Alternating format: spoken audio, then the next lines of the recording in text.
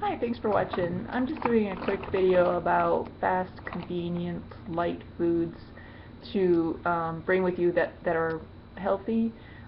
If you're traveling and you have to travel light, let's say you're doing a Greyhound trip or something like that. So anchovies, any of these like herring snacks that um, they're pretty light, and yes, you do have to be a little bbit careful because this is fish and it has a really strong scent.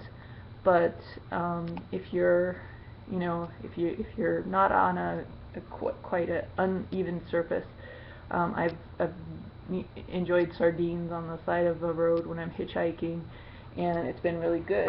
And if you're really together, bring some parsley, a couple carrots.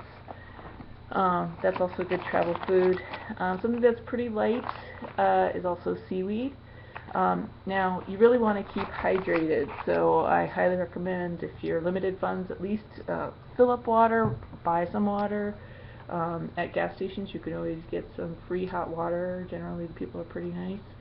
But make sure you're hydrating and only eat kind of a little bit of seaweed. I noticed that if I'm stationary for a long time, my lower limbs get swollen. So I think there's just something about seaweed, sodium or something.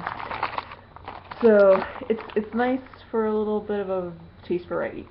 I recommend coconut flakes. It's just kind of coconut has a nice fat to it. It has some fiber. It has some variety. It's really light and it's nutritious. I like fish flakes. This is some type of shaved mackerel. So you could just throw this if you have some hot water in your thermos.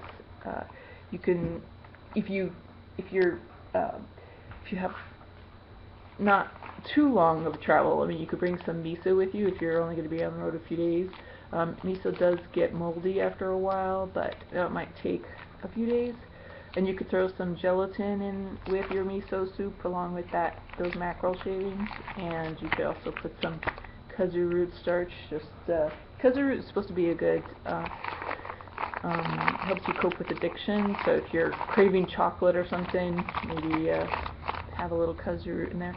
The thing about kudzu root is, I don't know if it's a standard starch kind of issue, but you have to put it in some cold water for it to disintegrate. Otherwise, it just kind of is this globby mess, and if you just add hot water to it. So speaking of chocolate, I recommend either chocolate or cacao nibs. That's what this is. And cacao nibs, they're crunchy, they're bitter, chocolatey, but they're not like a Snickers bar. You're not gonna, want to eat it all at once, and it is kind of satisfying to crunch. I also really recommend bringing your own teas, and not necessarily in a box, but also if you're really prepared.